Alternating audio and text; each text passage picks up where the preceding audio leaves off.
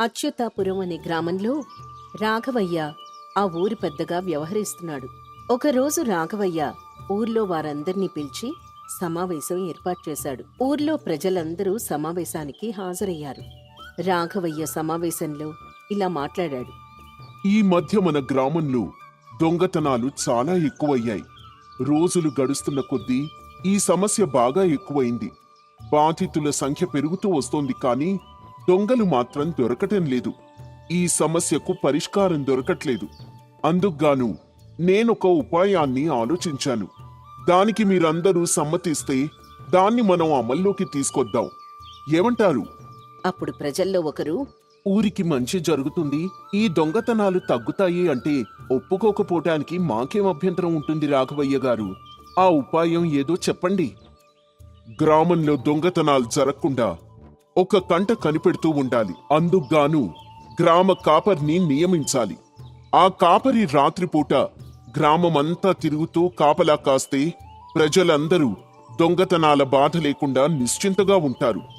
ఈ కాపలాదారునికి జీతంగాను గ్రామంలో ప్రతి ఒక్కరూ చందా ఇవ్వవలసి ఉంటుంది.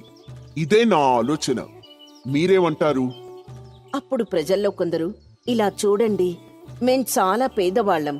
మా దగ్గర ఏ దొంగ దోచుకోవడానికి ఏవీ ఉండదు. ఏ రోజు శ్రమ చేస్తే ఆ రోజు మా పొట్ట నిండుతుంది. అటువంటిది చందా ఎలా ఇవ్వమంటారు? ఈ ఉపాయం మాలాంటి వాళ్లకు తిరిగి కష్టాన్ని కొని తెచ్చిపెడుతుంది. అప్పుడు రవి, మీరు చెప్పిన ఆలోచన చాలా బాగుంది రాఘవయ్య గారు. కానీ మన గ్రామంలో అందరూ ధనికులే లేరు, పేదవారు కూడా ఉన్నారు. వారు చెప్పినట్లే గ్రామ కాపరికి జీతం ఇవ్వటం వారికి కష్టమవుతుంది. అయినా జీతం తీసుకుని పనిచేసే వారికంటే మన పని అని బాధ్యతగా ఆ పనిని స్వీకరించేవారుంటే చాలా మంచిదనిపిస్తుంది.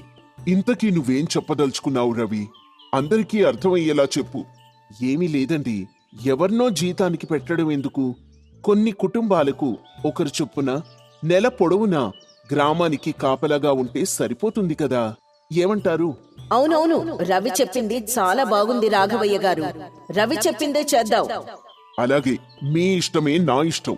అందరం ఒక మాట మీదే ఉందాం.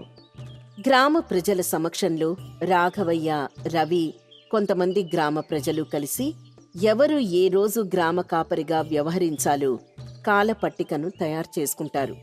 కాలం గడుస్తున్న కొద్దీ గ్రామంలో దొంగతనాలు మరింత ఎక్కువయ్యాయి, కానీ ఏమాత్రం తగ్గకపోవడం ప్రజలందర్నీ మరింత ఆశ్చర్యానికి గురిచేసింది.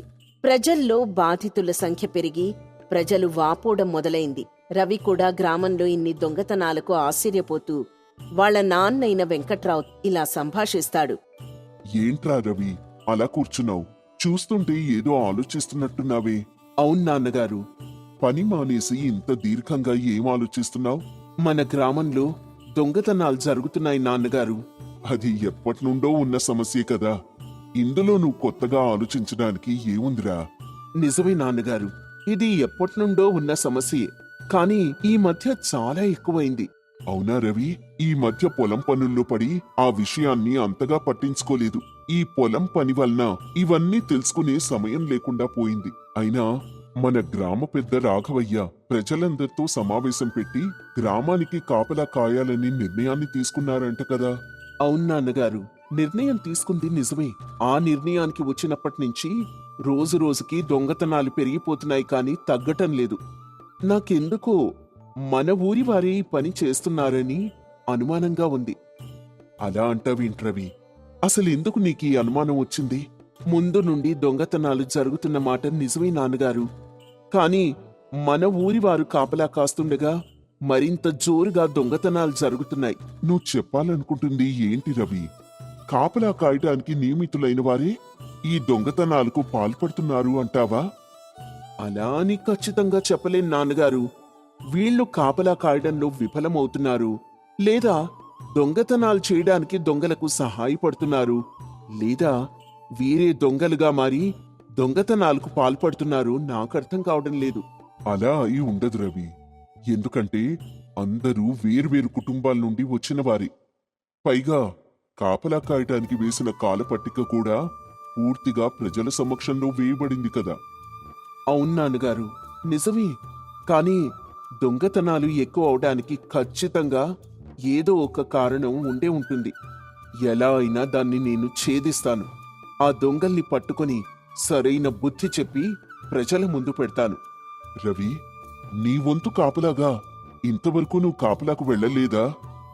లేదు నాన్నగారు, పోయినసారి నా వంతు వచ్చేసరికి నాకు అనారోగ్యంగా ఉంది. అందుకే వేరే వారు నా తరపున పనిచేశారు. అయితే ఇంతవరకు నువ్వు కాపలాకి వెళ్ళలేదన్నమాట. లేదు నాన్నగారు, మళ్ళీ నీ వంతు ఎప్పుడొస్తుంది రవి? రేపే నా వంతు వస్తుంది నాన్నగారు. మరింకే, రేపు వెళ్ళి నీ సందేహాలన్నీ నివృత్తి చేసుకో రవి. ఖచ్చితంగా పరిశీలించి ఎలా అయినా దొంగలెవరూ కనిపెడతాను నాన్నగారు. రవి, దొంగలతో వ్యవహారం చాలా జాగ్రత్తగా ఉండాలి, అది గుర్తుపెట్టుకో. అలాగే నాన్నగారు, నా జాగ్రత్తలో నేనుంటాను. మరుసటి రోజు రవి వంతు వస్తుంది. రవి తన బాధ్యతగా గ్రామానికి కాపలా కాస్తాడు. కాని దొంగల్ని మాత్రం కనిపెట్టలేకపోతాడు. అలా ఒక వారం గడిచిన తర్వాత గ్రామంలో గల రామాలయంలో దొంగతనం జరిగింది అని ఊరి ప్రజలందరూ సమావేశమవుతారు. అప్పుడు పూజారి, ఈ దొంగలు ఎంత కిరాతకానికి పాల్పడ్డారో చూడండి. శ్రీరాముని నగలు దోచేయడానికి కూడా వెనకాళ్లేదు. ఆ హనుమంతుడే ఆ దొంగలకు తగిన గుణపాఠం చెప్పాలి. అప్పుడు రాఘవయ్య, ఈ దొంగతనాలు ఎట్లా ఆగుతాయో నాకేమీ అర్థం కావడం లేదు. మొన్నటి వరకు ఇండ్ల మీద దొంగతనాలు జరిగితే నేడేకంగా గుడి మీదనే పడ్డారు. శ్రీరామనవమి చూస్తే దగ్గరలో ఉంది. దేవుడి ఊరేగింపుగాను నగలు లేకుంటే బొత్తిగా బాగోదు. అందరం విరాళాలుగా కొంత మొత్తాన్ని ఏర్పాటు చేసుకుందాం. వాటితో శ్రీరామునికి నగలు తీసుకుందాం. నా వంతుగా శ్రీరామునికి పచ్చల హారాన్ని సమర్పిస్తాను. అప్పుడు గ్రామ ప్రజలు, రాఘవయ్య గారిది ఎంత మంచి హృదయం, తన వంతుగా ఒక హారాన్ని ప్రకటించారు. నిజంగా రాఘవయ్య గారిది చాలా గొప్ప మనసు. ఊరి బాగు కోసం ఎల్లప్పుడూ శ్రమిస్తూనే ఉంటారు. సమావేశం పూర్తయిన తర్వాత రవి, వెంకట్రావు కూడా వాళ్ళ ఇంటికి చేరుకుంటారు. రవి, ఈ దొంగల దౌర్జన్యం మరీ ఎక్కువైందిరా. దేవుడి నగల మీద పడ్డారు. అవును నాన్నగారు, వాళ్ళని ఎలా అయినా కనిపెట్టాలి అనుకున్నాను. కాని వాళ్ళు చూస్తే చాలా తెలివైన వాళ్లలా ఉన్నారు. వాళ్ళు తెలివైన వాళ్ళు కావడం కాదు రవి, నువ్వు తెలివిగా ఆలోచించడం మొదలుపెట్టు. ఆ దొంగల్ని పట్టుకునే ఉపాయం ఖచ్చితంగా దొరుకుతుంది. ఆ మరుసటి రోజు రవి వంతు మళ్లీ వస్తుంది. యథావిధిగా రవి తన బాధ్యతను నిర్వర్తిస్తాడు. ఆ మరుసటి రోజు దొంగలు దొరికారు అని ఊరి ప్రజలందరూ సమావేశం కావాలని రవి సమావేశానికి ఏర్పాటు చేస్తాడు. ఊరి ప్రజలందరూ సమావేశానికి వస్తారు. ఏమిట్రవి, దొంగలు దొరికారా? అవును రాఘవయ్య గారు, దొరికారండి. అవునా రవి? ఏరి, ఎక్కడా? వారెక్కడున్నారు? ఇక్కడే ఉన్నారు. ఇక్కడే ఉన్నారా రవి? కనిపించరేంటి? ఇంటి దొంగని ఈశ్వరుడు కూడా పట్టుకోలేడు. ఈ దొంగలు వేరే ఊరు నుంచి ఏమీ రాలేదు, మనలోనే దొంగలున్నారు.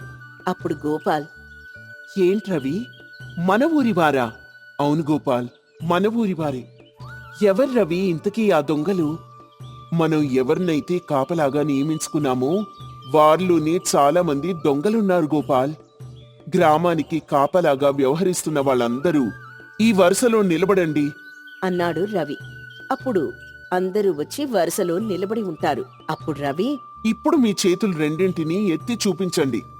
వరుసలో నిలబడ్డ వారందరూ 2 చేతుల్ని ఎత్తి చూపించగా అందులో కొంతమంది చేతులకి రంగు అంటి ఉంటుంది. ఇదిగోండి, వీళ్లే ఆ దొంగలు. ఏంట్రవి, వీళ్లే దొంగలని ఎలా కనిపెట్టావు? వీళ్ళు దొంగలు అని చెప్పడానికి ఆధారాలేవన్నా ఉన్నాయా?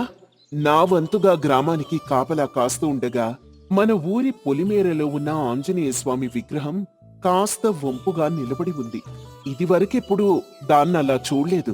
దాన్ని తీక్షణంగా పరిశీలించిన తర్వాత తెలిసింది ఆంజనేయ స్వామి కాదు, స్వామి ఉన్న పీఠం సరిగ్గా లేదని నాకర్థమైంది. పీఠం కింద ఒక పెద్ద ఖజానాని దాచి ఉంచారు. వీళ్లు దోచుకున్న డబ్బు బంగారమైతే కనిపించింది, కాని దొంగల్ని కనిపెట్టాలని నేతిలో స్వామి సింధూరాన్ని కలిపి స్వామికి అభిషేకించాను.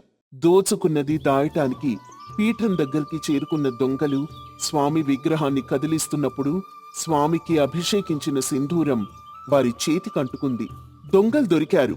వారి చేతికి ఉన్న రంగే ఆధారం. ఆ సింధూరం వదిలిపోకూడదు అని నేతిలో కలిపాను. అప్పుడు గోపాల్, శభాష్ రవి. ఏమిటి ఇంత మోసమా? ఈ దొంగలకు తగిన శిక్ష వేయాలి. అన్నారు గ్రామ ప్రజలు. అప్పుడు రవి, ఆగండి ఆగండి, ఇక్కడితో అయిపోలేదు. దొంగలైతే దొరికారు, కానీ ఈ దొంగల ముఠాకి నాయకుడెవరో కూడా మీకు తెలియాలి కదా. ఏమిటి రవి ముఠా అంటున్నావు? నాయకుడేంటి? అన్నాడు గోపాల్. అవును గోపాల్, వీళ్ళీ దొంగతనాలు చేయటానికి ప్రోత్సహించి వీరి వెన్నంటి ఉన్న నాయకుడు కూడా ఒకరున్నారు. ఎవరు రవి? మీరే చెప్పండి దొంగల్లారా, మీ నాయకుడెవరు? అని రవి గట్టిగా అడిగేసరికి దొంగలు భయపడతారు. మా చేత ఈ దొంగతనాలు చేయించింది రాఘవయ్య గారు అని చెప్తారు. గోపాల్ ఇంకా ఊరి ప్రజలందరూ ఆశ్చర్యపోతారు. రాఘవయ్య సిగ్గుతో తలదించుకుంటాడు. అప్పుడు గోపాల్, ఏమిటంటున్నారు రవి వీళ్ళు? రాఘవయ్య గారు దొంగతనాలు జరిపించడమేంటి? రాఘవయ్య గారు చాలా మంచివారు కదా. పైగా మొన్న జరిగిన రాముల వారి నగల దొంగతనంలో తన వంతు సహాయాన్ని కూడా చేస్తానని అన్నారు. డబ్బు మీద ఉన్న వ్యామోహంతో రాఘవయ్య గారి దొంగతనాలన్నీ జరిపించారు.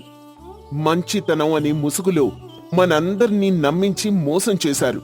ప్రజలందరిలో మంచి పేరును పొంది తన మీద అనుమానం రాకుండా ముందుగానే అప్రమత్తమయ్యారు. మీ అందరికీ గుర్తుందా? మన ఊరికి కాపలాగా ఒక గ్రామ కాపరిని నియమించి ఆ కాపరికి మనందరం జీతం ఇవ్వాలని మొదట చెప్పిన వారు రాఘవయ్య గారి. ప్రజలు కొంతమంది తిరస్కరించేసరికి ఒకరితో అయిపోయేది. ఇలా దొంగల ముఠాని తయారు చేశారు. అంటే మనల్ని దోచేయడానికి మన చేతి జీతం ఇప్పించి ఒక దొంగని ఏర్పాటు చేయిద్దామనుకున్నారన్నమాట. ఎంత మోసం చేశారు! ఆఖరికి ఆ రాముల వారి నగల్ని కూడా దొంగతనం చేశారు. ఆ ఆంజనేయ స్వామి స్వయంగా ఈ దొంగల్ని పట్టించాడు.